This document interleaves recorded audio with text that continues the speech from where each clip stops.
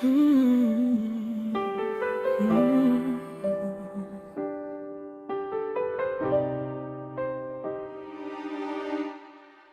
Magkababata tayong lumaking magkasama. Di alam na pag-ibig ay darating pala. Ikaw ay napunta sa Cebu, ako'y naiwan dito. Ngunit ang tadhana'y matiyaga, pinagtagpo pa rin tayo. Sa Facebook isang simpleng hi ang aking sinulat. Sasagot ka ng hello, kumusta ka? Ayos lang ako. Ilang salitang naglakbay sa malayong pagitan, ngunit sa puso ko'y nagdulot ng walang hanggang kasiyahan. Sino ba ang mag-akalang ang simpleng usapan ang magiging simula ng ating walang hanggan? Mula sa isang simpleng hello, nagsimula ang pag-ibig. May magandang plano ang Diyos na tahimik na inihahabi. Noong ika-20 ng Oktubre, sa lungsod ng Ormoc sa Tiagaday, natagpuan natin ang tunay na pag-ibig.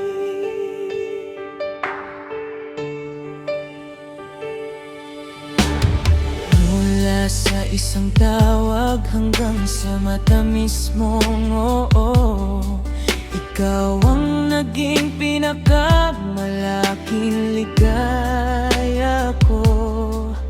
Araw-araw mamahalin pa kita nang higit kaysa kahapon. Margie, ikaw ang dahilan ng bawat tibok ng puso ko.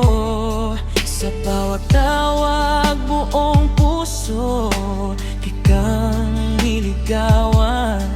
Dalangin ko'y balang araw ay ako'y iyong mahalin din. Nang sinabi mong oo, natupad ang aking pangarap. Mula noon, ikaw na ang mundo ko at lahat-lahat.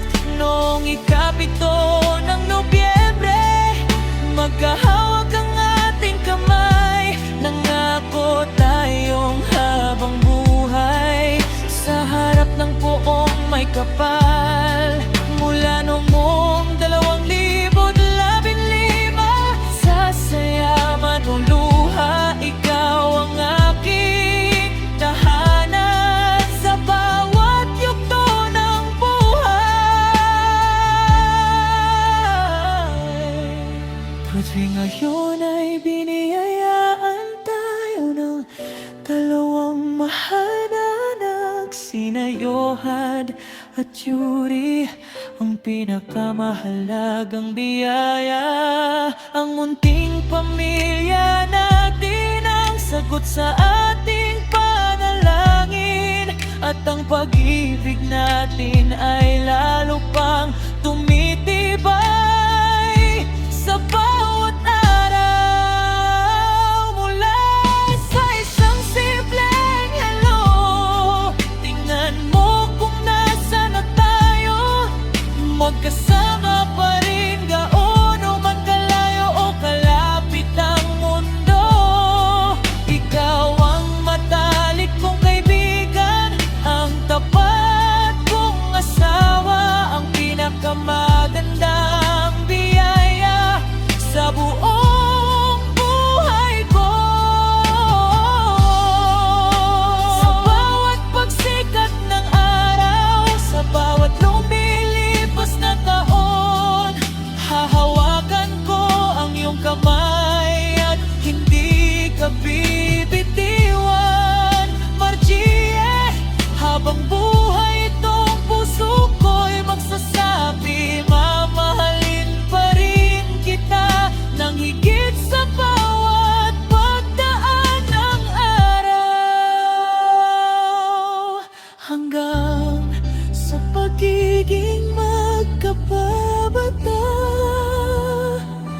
hanggang sa pagiging magkasawa. Salamat, Marjiel, sa pagbibigay mo sa